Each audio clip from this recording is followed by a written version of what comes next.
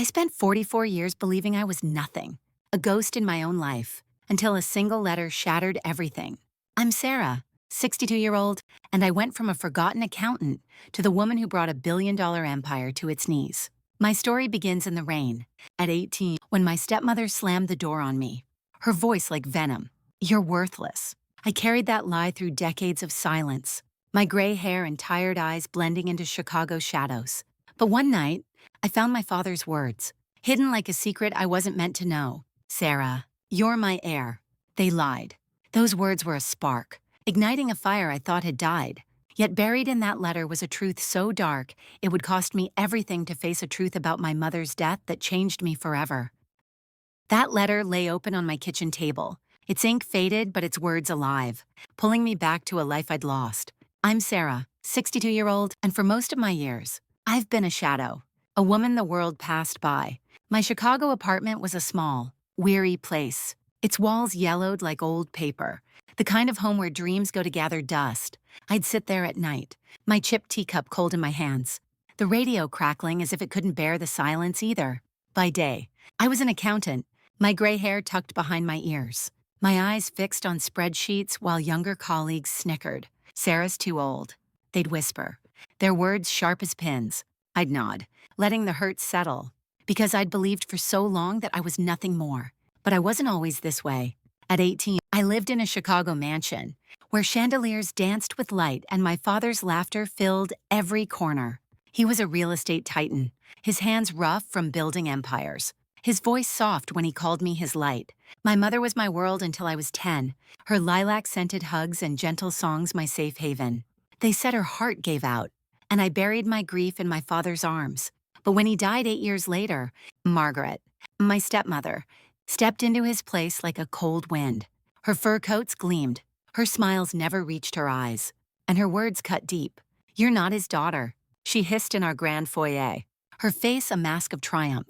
Get out, I begged, tears streaming, but she pushed me through the door, my suitcase tumbling into the rain. The iron gate clanged shut, and I stood alone, my father's love locked away. I carried that wound for 44 years, a scar that never faded. I drifted from city to city, job to job, always glancing over my shoulder, terrified Margaret's shadow would find me. By 60, I'd return to Chicago, not out of hope but surrender. My life was routine numbers. Solitude. I had no family, no friends close enough to call in the dark. The world saw an old woman, slow and irrelevant, and I let them. But that night, as I sorted through a stubborn drawer, a photo fell out. My father, his arm around me, his smile wide as the sky. Behind it was his letter, its paper brittle as my heart. I read it under a flickering bulb, my breath catching. Sarah, they lied. You're my heir. Find Henry, my lawyer. Don't trust Margaret. Each word was a spark, rekindling a fire I thought had died. But the final line stopped me cold. Your mother's death wasn't an accident. My mother, gone too soon. Her laughter silenced. A heart attack, they'd told me. But my father's words screamed murder. Margaret hadn't just stolen my home, she'd taken the woman who'd shaped me, the love that held me together. I sank to the floor, the letter pressed to my chest, tears smudging the ink. I saw my mother in flashes, braiding my hair, singing lullabies, promising I'd always be enough. The thought of Margaret poisoning her, erasing her to claim my father's empire, set my blood on fire. But fear followed, heavy as stone. Margaret and her daughter, Claire, now ruled that empire, a skyscraper of glass and lies. I was just Sarah, my knees aching, my savings barely enough for rent. Could I face them? Could I walk into their world and demand the truth? I stood at my window, Chicago's lights blurring through my tears. My mother's voice came back, soft as a summer breeze. Sarah, you're stronger than you know.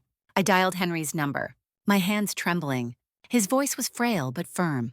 Sarah, you're alive. The will's real, but it's in the company vault. Be careful. I hung up, my heart pounding like a drum. I'd been a ghost too long. I slipped the letter into my coat, my vow silent but unbreakable. I'd go to that company, not as the girl they broke, but as the woman they'd never seen coming. But I had no idea what I was walking into, or how much it would tear me apart. My father's letter was a vow I couldn't break, its words searing my heart as I stepped out of my shadowed life and into the glare of Margaret's empire. At 62, I was no warrior, my hands trembled. My knees ached, but the fire my parents had left in me burned brighter than fear. I took a job as a secretary at the company my father built. Now, a gleaming skyscraper that loomed over Chicago like a monument to greed. Each morning, I walked through its glass doors, my gray hair tucked under a scarf, my eyes downcast to hide the storm within. Margaret, it seemed, ruled from a penthouse office, her presence as sharp as the diamonds on her fingers. Her daughter, Claire 50, prowled the halls, her voice a whip. Move faster. Grandma. They didn't know I was Sarah, the girl they'd banished 44 years ago. Their sneers were blades, but I kept my father's letter folded against my heart. Its promise my shield. I was there to find the will Henry had spoken of, the one naming me heir. Late at night, when the office is emptied, I'd linger under the flicker of my desk lamp, sifting through files with a pulse that wouldn't quiet. I found traces of forged will, its signatures too perfect, giving Margaret everything after my father's death. I called Henry, his voice thin over the phone. It's in the vault, he said. But Margaret's ruthless. Watch yourself. I was so close, the truth brushing my fingertips like a whisper. I needed someone to lean on. So I turned to Linda, my only friend, a librarian with kind eyes who'd shared countless teas in my cramped apartment. Over a steaming pot, I spilled my secret, the letter trembling in my hands. You're braver than anyone I know, she said, her hug warm. I believed her, my trust a fragile gift. But 3 days later, Claire cornered me in the office, her smile a snake's. Did you think you could hide?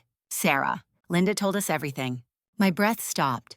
Linda had taken $1,000 from Claire to cover her medical debts, trading my trust for a check.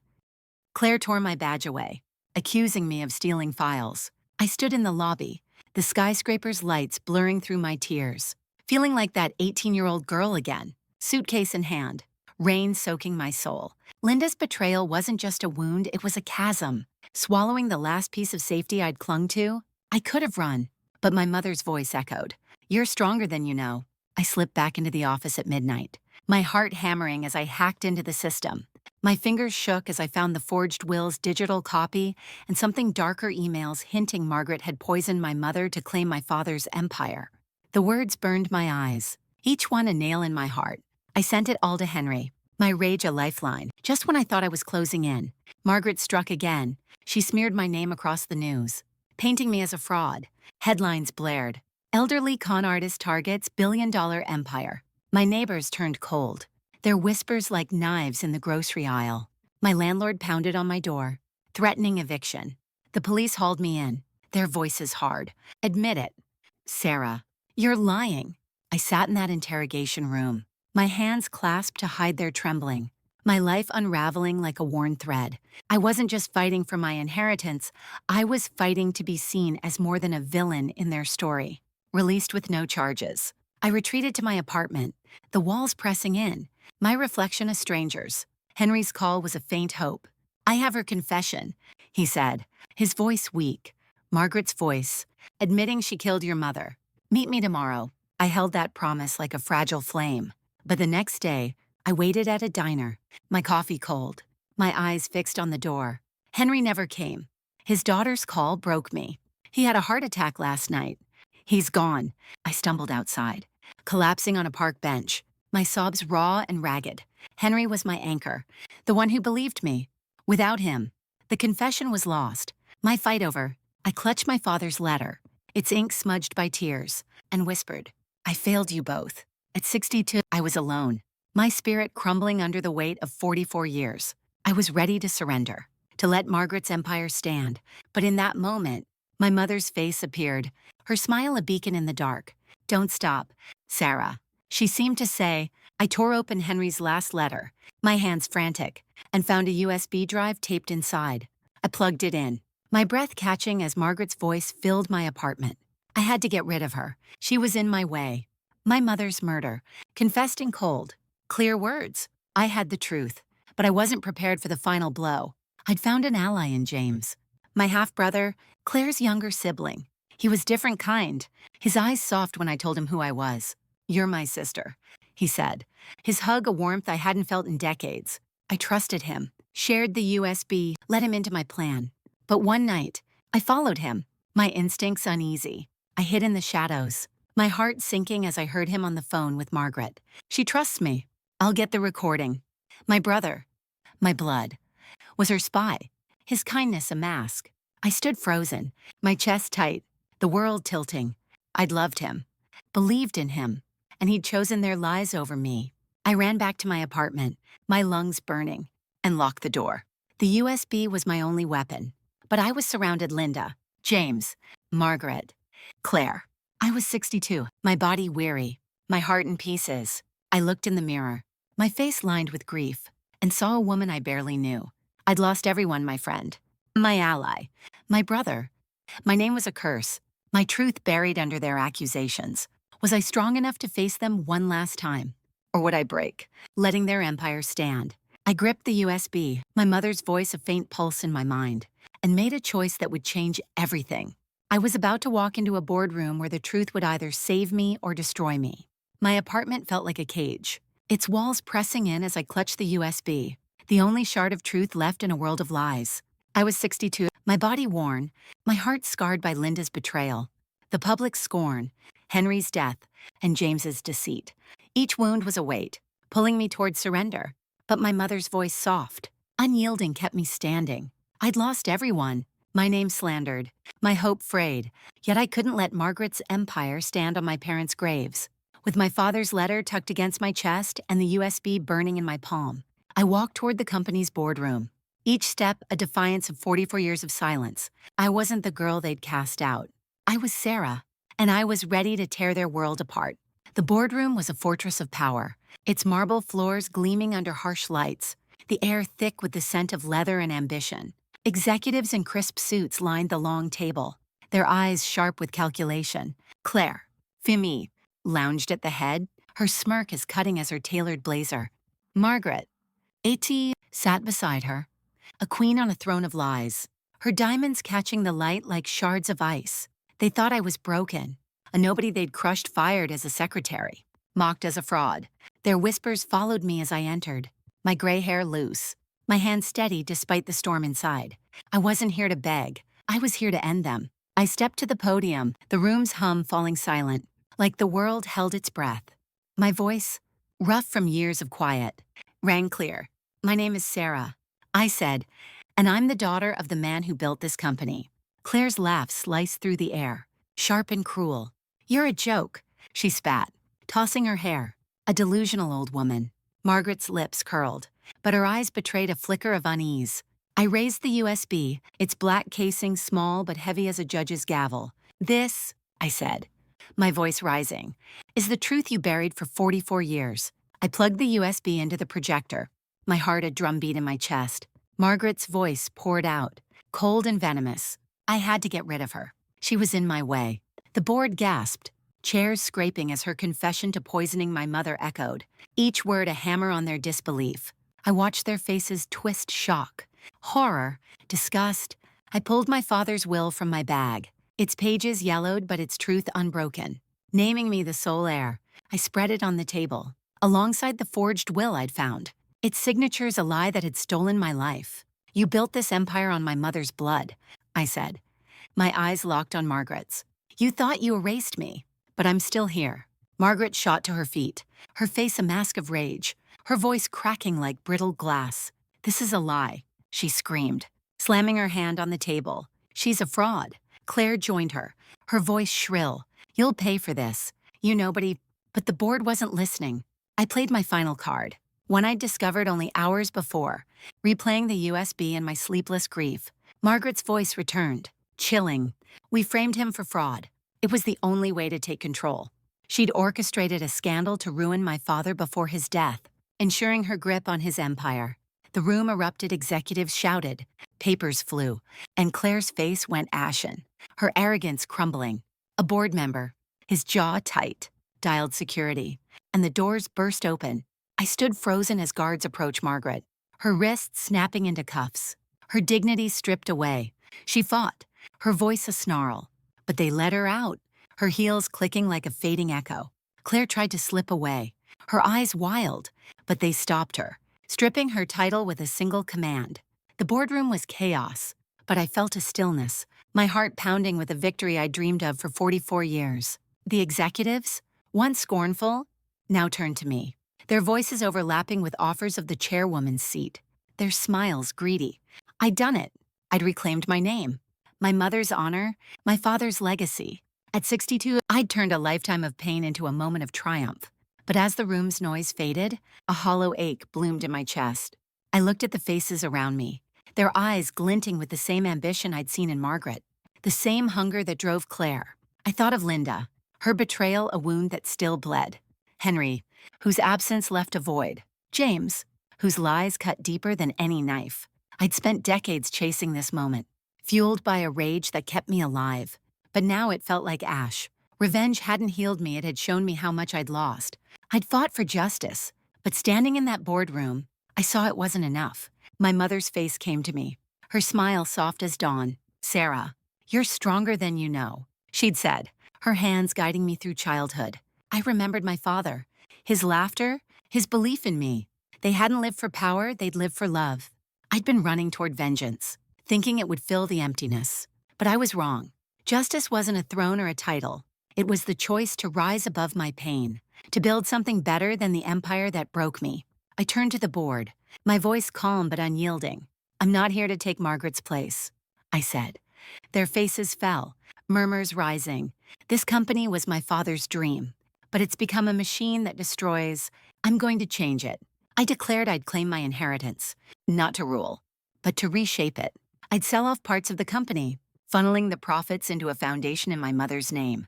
For women like me silenced, betrayed, forgotten. The board protested, their voices sharp, but I stood firm. I wasn't their queen. I was Sarah. And for the first time, I was free. As I walked out, the skyscraper's lights dimmed behind me, the weight of 44 years lifting like mist. I'd faced my enemies, exposed their lies, and won. But the real victory wasn't the boardroom. It was the moment I let go of hate, choosing to honor my parents with hope, not vengeance. I felt my mother's warmth, my father's pride, as if they were walking beside me. But my journey wasn't over. There was one last choice to make, one that would define who I'd become. I walked out of that boardroom, the skyscraper's shadow fading behind me, my steps lighter than they'd been in 44 years. The USB was still warm in my pocket, my father's letter a quiet pulse against my heart. But the rage that had driven me was gone, replaced by something new: freedom. I was 60, my hair silver, my hands lined with time. Yet I felt like I was seeing the world for the first time. I'd faced Margaret, Claire, and their empire of lies, exposing the truth about my mother's murder and my father's ruin. I'd reclaimed my inheritance, not to rule, but to rebuild. But as I stepped into the Chicago evening, the city's lights soft against the dusk, I knew my victory wasn't the boardroom. It was the choice I'd made to let go of hate, to honor my parents with something greater than vengeance. The days that followed were a whirlwind. I sold off chunks of the company, each deal a step toward dismantling the machine Margaret had twisted it into. The profits flowed into the Grace Foundation, named for my mother, a beacon for women like me, women who'd been silenced, betrayed, pushed aside. I met them in community centers, their eyes mirroring my own. Weary but unbroken. There was Ellen, 68-year-old, who'd lost her home to a scheming landlord. Maria, 71, whose children had turned their backs. And Joyce, 65, who'd been fired for being too old. I listened to their stories, their voices weaving a tapestry of resilience with every grant we gave. Every shelter we funded, I felt my mother's warmth, as if she were guiding my hands. My father's laughter echoed in my dreams, his pride a steady light. But healing wasn't simple. I'd won, but the scars remained. Linda's betrayal lingered like a bruise, her face flashing in quiet moments. I saw her once, in a bookstore, her shoulders hunched, her eyes avoiding mine. I wanted to hate her, to shout about the $10 Zara she'd taken to sell my trust. But I couldn't. I saw her fear, her own desperate fight, and I let her go. Henry's absence was a quieter pain, his frail voice still ringing in my memory. I visited his grave, leaving a single lily, whispering thanks for the USB that changed everything. James was the hardest. My brother's betrayal cut deepest, his kind eyes a lie that had almost broken me. I wrote him a letter, not to forgive, but to release him from my heart. I never sent it, but writing it freed me. I moved out of my cramped apartment, trading its yellowed walls for a small house with a garden, where I planted lilacs for my mother. Mornings found me there. dirt under my nails, the scent of flowers grounding me. I wasn't rich, not in the way Margaret had been, but I was whole. The foundation grew, its work rippling across Chicago, then beyond. I spoke at events, my voice steady now, sharing my story with women who nodded, their eyes bright with recognition. "You're not alone," I told them. And for the first time, I believed it myself. I wasn't just Sarah, the girl cast out, or Sarah, the heir. I was Sarah, enough as I was. One evening, as I sat in my garden, the sky bruised with twilight, I thought of the 18-year-old me, standing in the rain, her suitcase soaked, her heart shattered. I wanted to reach back, to hold her, to tell her she'd survive. I thought of the 62-year-old me, standing in that boardroom, choosing hope over hate. I'd spent decades running from pain, then fighting for justice, thinking it would fill the void. But it was love, my parents' love, my own love for the woman I'd become, that healed me. My mother's lullabies, my father's laughter, they weren't lost. They lived in me, in every choice to keep going, to build something new. I looked at the stars, their light faint but steady, and felt a truth settle in my bones. My story wasn't over. The Grace Foundation was just the start. There were more women to reach, more shadows to light. I'd keep fighting, not with rage, but with purpose, carrying my parents' love into a future I'd never dared dream. I was 62, but my life was just beginning. If my story touched you, if you've ever found strength in your scars, share this with someone who needs to hear it. Comment below what's the one choice that changed your life. Subscribe for more stories of hope, because this is only the beginning.